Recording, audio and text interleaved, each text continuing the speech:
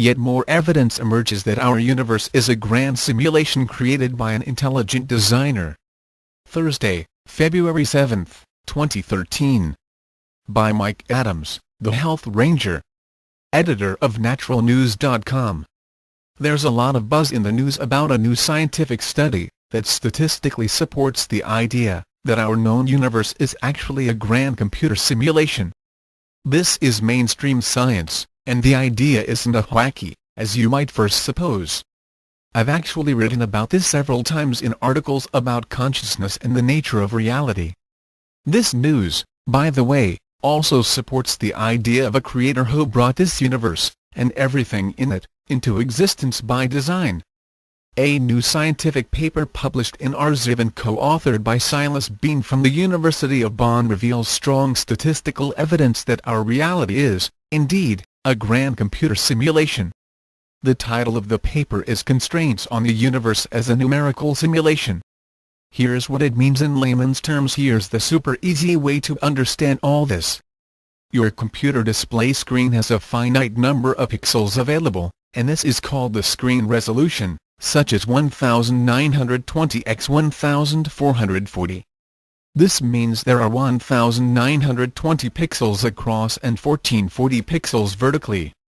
Everything you see on your computer screen must be drawn and depicted using these pixels, and nothing can be displayed that's only half a pixel. For example, you can't draw a vertical line on the screen that exists between the pixels that are hardwired into the screen resolution. Everything you view on the monitor, a computer game, a website, even a video, is essentially transposed onto the lattice of pixels that exist in your hardware. Your hardware, in effect, has a hardwired resolution limit, which defines the smallest size of any object that can be depicted on the screen. Now, zoom out to the real world in which we live. Here in the real world, we think that there are no pixels, and that we can move fluidly to any location we wish. We are not digitized being, we think, we're analog beings living in a fluid world without the pixelation of a computer screen, right? Not so fast. As it turns out, our reality is also pixelated, just at a very fine resolution. This study out of Bonn revealed that the energy level of cosmic rays snaps to the resolution of the universe in which we live. The very laws of electromagnetic radiation, in other words, are confined by the resolution of the three-dimensional simulation we call a universe. The existence of this construct, if proven, also proves intelligent design by a conscious creator, who built the universe to begin with. This is the upshot of the scientific discovery that most scientists refuse to acknowledge. But the conclusion is inescapable: if our universe is a carefully constructed simulation, then by definition there must have been a purpose behind its construction as well as a creator who built it. For the record, my personal belief is that the creator set all the physical constants in the universe and then initiated the so-called Big Bang, and let things play out from there. I do not believe our creator tinkers with the universe at a micro level on a day-to-day basis.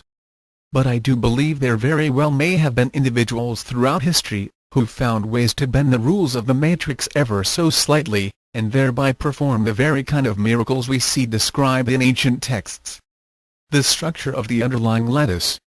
The authors of this new paper describe their conclusion as following: the numerical simulation scenario could reveal itself in the distributions of the highest energy cosmic rays exhibiting a degree of rotational symmetry breaking that reflects the structure of the underlying lattice. This underlying lattice is what I'm describing as a resolution of our physical simulation. There's other evidence of this, too. Planck's constant, for example, is by itself yet more evidence that the physical universe in which we live is quantized to a particular resolution. In fact, even light behaves in a quantized manner, which is why light packets are called quanta. Our universe, it turns out, is digital, not analog. Heck, even your DNA is digital, not analog. You are a digitized physical being imbued with an immaterial consciousness that transcends this physical simulation. Realizing this is a lot like taking the red pill in the Matrix, and being shown that the universe you thought was real is actually just a grand computer simulation. Of course, once you grasp that we are living in a grand simulation, The next obvious question is, who built it? Intelligent design. One obvious answer is that we build it. Not we the humans here on Earth, but rather the we, which is a highly advanced civilization of seemingly supernatural beings with incomprehensibly powerful technology. We collectively built the simulation, the theory goes, and then agreed to selectively insert our consciousness into the simulation, in order to have a human life experience on this planet. But that's only one possibility from all this. Another possible answer is that he built it. Who is he? He is God, our Creator. He is a consciousness with literal God-like powers, who is omnipresent and all-powerful. He created our universe, i.e. designed, and then launched the simulation while providing a mechanism for free will consciousness, to wake up inside the simulation in the bodies of newly born beings. Upon death in the simulation, your consciousness leaves the simulation and returns to its source, which is the actual reality that transcends this one. This is possibly why people, who have survived near-death experiences consistently report their experience, as being a hyper-reality, that feels like it is 1,000 times more real than life on Earth. For the record, I have always believed in a supernatural creator of our universe, our God. I also believe and have good evidence that God is an all-loving being, and that the overriding purpose of our existence in this universe is to express our free will and thereby have a self-aware experience, which advances our knowledge of who we are. More details on this below. What would be the purpose of intelligently designing a grand computer simulation? If our universe was consciously created, then it must have been created for a purpose. In his book Proof of Heaven, near-death survivor Dr. Eben Alexander, a neurosurgeon, describes the purpose in great detail on page 48 of his book, Through the Orb. God told me that there is not one universe but many, in fact, more than I could conceive, but that love lay at the center of them all. Evil was present in all the other universes as well, but only in the tiniest trace amounts. Evil was necessary, because without it free will was impossible, and without free will there could be no growth, no forward movement, no chance for us to become what God longed for us to be. Horrible and all-powerful, as evil sometimes seemed to be in a world like ours, in the larger picture love was overwhelmingly dominant, and it would ultimately be triumphant. The primary purpose of life in this realm, it seems, is to experience personal growth, and learn how to overcome evil. This explains why we all seem to be surrounded by so much evil on a day-to-day basis. We are drowning in evil precisely because our souls chose to be here and learn how to defeat it. At the end of our earthly lives, we are then judged on our performance. As I wrote in a previous article, upon our death, we are judged by a higher power, and the judgment takes into account our performance in these areas. Did we achieve a measure of self-awareness? Did we work to overcome evil? Did we express love and compassion, and help uplift others with knowledge and awareness? As you've probably already figured out, the vast majority of humans fail these tests. They die as bitter, selfish, substance-addicted, greed-driven minions of evil, who mistakenly thought they were winning the game of life while, in reality, they were losing the far more important test of the Creator. Looking around at our fellow human beings, you can't help but agree with my assessment, that nearly everyone is failing the test. If we are here to overcome and resist evil, very few people are scoring very many points at all. Having your consciousness attached to a human experience in this world seems to be the universal equivalent of being thrown in the deep end of good versus evil. Making matters even more difficult, none of us is granted any sort of memory of why we are here and what we are supposed to do. We simply wake up as a newborn, and we have to figure things out for ourselves, a challenge that often takes a lifetime. In fact, the achievement of enlightenment in a human lifetime is quite a remarkable feat by any measure. What this means for your life. So what does all this mean in terms of the way you live your life here on Earth? If you believe the universe really is a grand simulation created by a higher power, then it forces you to rethink your philosophy on the purpose of life. Some might say this is the perfect excuse to resort to selfish hedonism, and turn your entire life into one vast entertainment parade. But that seems to be the wrong conclusion from all this, precisely because it ignores the importance of personal growth. I do not believe our universe is a childish playground. I believe it is a serious test of spiritual strength. You may or may not agree with all my points, but here's my philosophy on what to do with this realization. Number 1. Don't chase material things that aren't even real in the first place. You're living in a simulation that's as unreal as an old 8-bit Atari computer game. Your focus on trying to collect money and wealth in this world is about as foolish as trying to collect gold coins in a role-playing computer game. Number 2. Live your life to win the simulation. Winning means persistently working to defeat evil, demonstrate love and help awaken others. Rack up your karma points, so to speak. Because that's how you will be judged once your earthly life comes to an end. Number 3. Know that your behavior is being watched, recorded and judged. There are ultimately no secrets.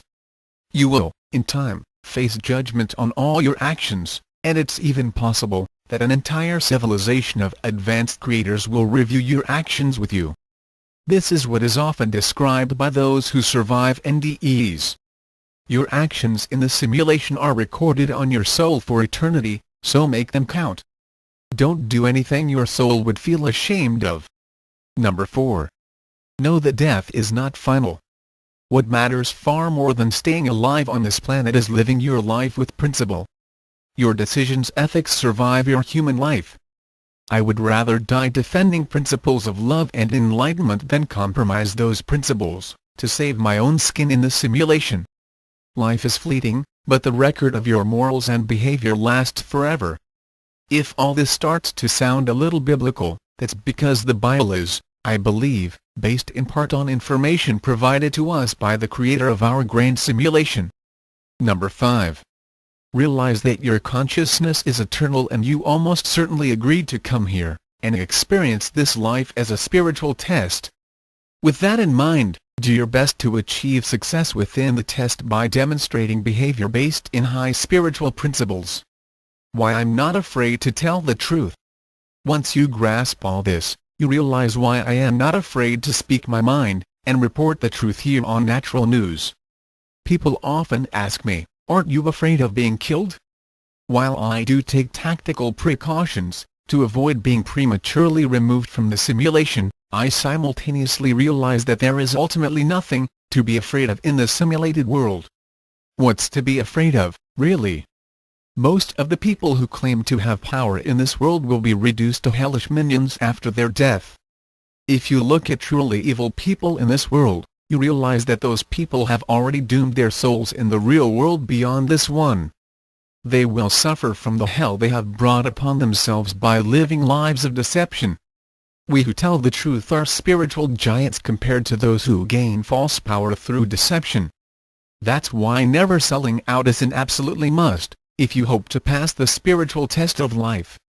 If you sell out to corporate interests or an evil agenda that suppresses freedom or health, you quite literally sell out your own soul far beyond this one lifetime. The phrase eternal damnation comes to mind. On the issue of gun rights, by the way, all this helps explain why self-defense is a divine right. We all deserve the right to prevent our souls from being prematurely removed from the simulation, i.e. being killed. Guns are simply tools that can help us defend our physical bodies, so that our spiritual bodies can continue with their intended experiences in this reality.